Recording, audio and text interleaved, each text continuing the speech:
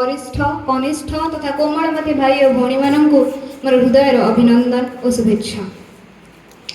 दिन थिला ओडिशा स्वतंत्र प्रदेश परिचय थिला। दिन थिला जे ओडिशा रे हस खुशीर लहर खेलुथिला। दिन थिला जे मो परंपरा तथा संस्कृति रे परिपूर्ण ओडिशा माटी गंगा ठार गोदावरी पर्यंत विस्तार होइथिला। किंतु दिन एपरिका मध्य आसिला जे जो दिन एही उत्कल निजर स्वतंत्र परिचय को हराई बसिला। दिन एपरिका मध्य आसिला जे ना रहिला से हस खुशीर लहर ना विस्तृत होई रहिथिला से गंगा ठार गोदावरी पर्यंत। एवं एपरिका एक दिन आसिथिला से 1568 मसीह रे जो मसीह रे एम जन्ममाटी उत्कल निजर स्वतंत्रता को पूर्ण भाव में हराई बसिथिला।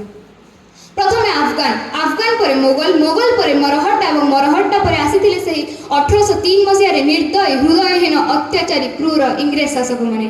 इंग्रेज शासन रे ओडिशा उठिला और बसिला। तांकरी हाँ रे हाँ मिसाइला, तांकरी ना रे ना मिसाइला।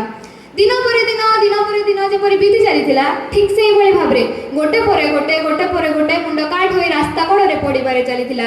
केतेक दुर्भिक्ष रे मरि जाउथिले तो केतेक से गुली माड़ रे टळी पडुथिले एवं सेथि मध्यरु एमिति केतेक थिले जे से गुली माड़ बंद करिया पई से माने निजर जीवन को बाजी लगाई देउथिले। वर्षा रे जेपरी रास्ता रे पानी भासे ठीक से भली भाव रे इंग्रेज शासन समय रे लक्ष लक्ष हजार हजार निरीह जनता मुंड काट होई रक्तर सुଅ बही जाउथिला से राज रास्ता रे। एमिति दृश्य ओडिशा रे केतेक शिक्षित युवगोष्ठी को नयन ए दयनीय दृश्य देखि पारिला नहीं कि तांको हृदय से दयनीय दुर्दशा को सही पारिला नहीं। सेमाने स्वतंत्र ओडिशा प्रदेश गठन पई नवजागरण सृष्टि कले। स्वप्न देखिले एक स्वतंत्र ओडिशा प्रदेश गठन पई। एथिरे अनेक वीर सामिल थिले किंतु सेथि मध्यरु अन्यतम हेले मधुबाबू आमर प्रिय मधुसूदन दास।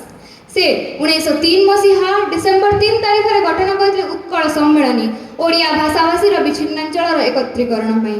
एई सभा रे से निजर से आवेग भरा प्रेरित स्वर रे कहिथिले उठरे उत्कल संतान, उठरे उत्कल संतान, उठिबु तू आउ केते दिने।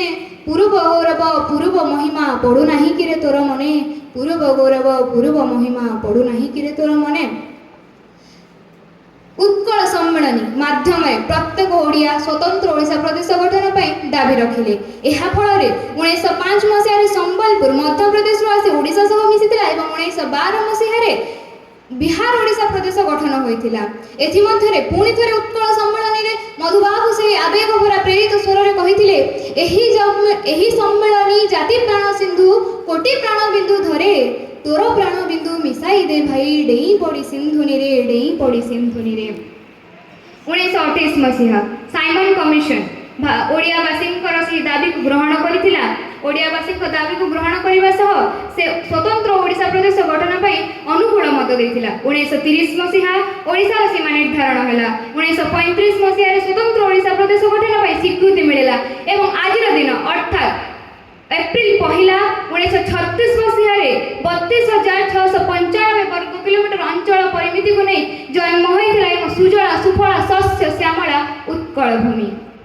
शेष में गोपबंधु कहिथिले जे आमको जदि गोटे सुंदर बा सफल उत्कल गढ़िबार अछि जीवन रे तेबे निश्चित भाव में प्रथम आमको निजर व्यक्तिगत स्वार्थ को स्वार्थ सम्मुख रे जोड़ांजलि देवा पड़िबो।